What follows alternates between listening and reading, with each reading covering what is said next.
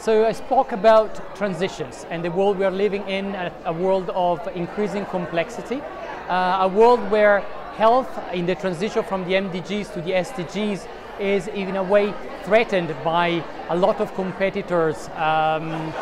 topics, but is also very much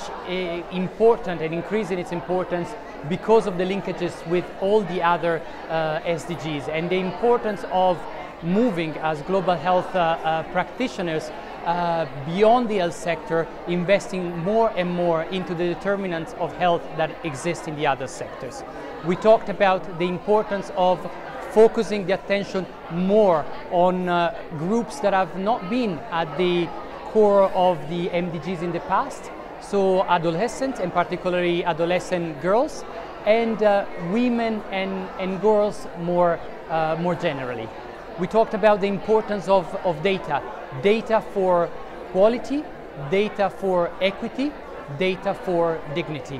And I try to stress the importance of communities as the linkage between the local and the global, and the global and the local. Taking the example of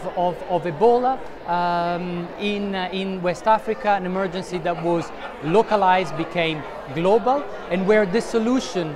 the problem started within the communities and the solution was eventually found within the communities. And to resolve that problem, we had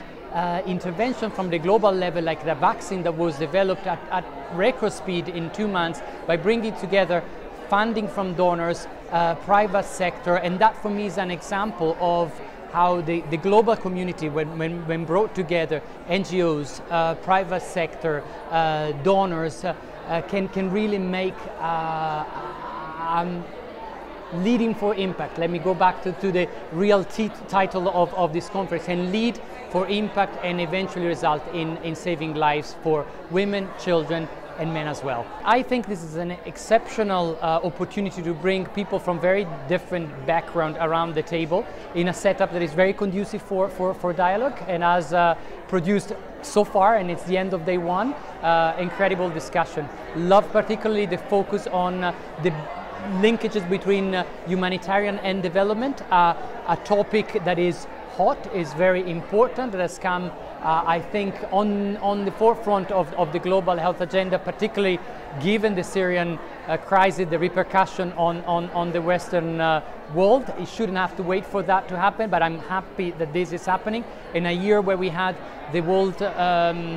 Humanitarian Forum in Istanbul, the Summit on Refugees at the UN in September. I think it's absolutely timely to have this discussion now, a discussion that is really focused on action, on how we can move forward to transcend that gap between the humanitarian and development. And we got a lot of good suggestions today, and we have one more day to go.